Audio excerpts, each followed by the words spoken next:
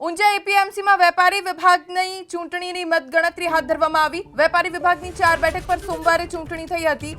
વેપારી વિભાગની મતગણતરીના 13 રાઉન્ડ પૂર્ણ થઈ ગયા છે। કુલ 26 રાઉન્ડમાં મતગણતરી હાથ ધરાશે।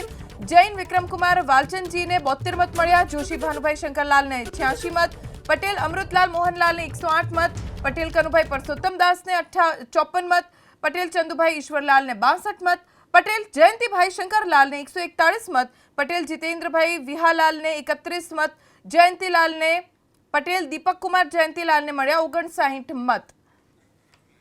વધુ જાણકારી અમારા સંવાદદાતા હારૂન નાગોરી પાસેથી પ્રાપ્ત કરીશું।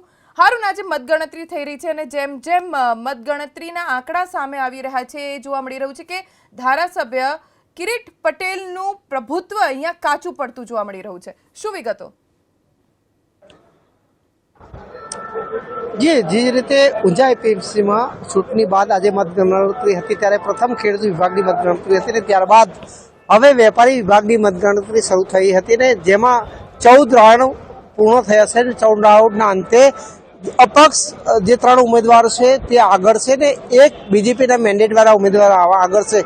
એટલે કહી શકાય કે ફરી એકવાર વેપારી વિભાગમાં પણ અપક્ષનો દબદબો કાયમ છે। જે રીતે ભાજપે મેન્ડેટ આપ્યો હતો ને ભાજપના મેન્ડેટને લઈને ક્યાંક ને ક્યાંક રોષ જોવા મળ્યો હતો ને એ જ રોષનું પરિણામ અહીંયા જોવા મળ્યું છે। ઊંઝાના ધારાસભ્ય કિરીટ પટેલનો જે વિસ્તાર છે ને તેમના દ્વારા મેન્ડેટ આપવામાં આવ્યા હતા, પરંતુ ક્યાંક ને ક્યાંક તેમના આપેલા મેન્ડેટના ઉમેદવારો ક્યાંક ને ક્યાંક હારી રહ્યા છે। આ રીતે હાલ મતગણતરી શરૂ છે। મતગણતરીને લઈને ક્યાંક ને ક્યાંક વેપારી વિભાગની અંદર પણ દિનેશભાઈ પટેલનો દબદબો કાયમ રહેશે, કારણ કે અપક્ષના 3 ઉમેદવારો જીત તરફ આગળ વધી રહ્યા છે। તો એક મેન્ડેટ ભાજપનું મેન્ડેટ હતું તે ઉમેદવાર ચોથા નંબરે છે। એટલે કહી શકાય કે 4 જે વિભાગની ચૂંટણી હતી વેપારી વિભાગમાં તેમાં 3 અપક્ષ આગળ વધી રહ્યા છે। 14 રાઉન્ડનું મતગણતરી પૂર્ણ થઈ છે ત્યારે આ 26 રાઉન્ડની અંદર મતગણતરી પૂર્ણ થશે ત્યારે જ ખબર પડશે કોની જીત અને કોની હાર થાય છે। જી હારૂન, આભાર જાણકારી આપવા માટે। તો ઊંઝા એપીએમસીની ચૂંટણી સોમવારે યોજાઈ અને આજે મતગણતરી થઈ રહી છે। વેપારી વિભાગની અત્યારે મતગણતરી ચાલુ છે। કુલ 26 રાઉન્ડ છે, જેમાંથી 13 રાઉન્ડ પૂરા થયા છે।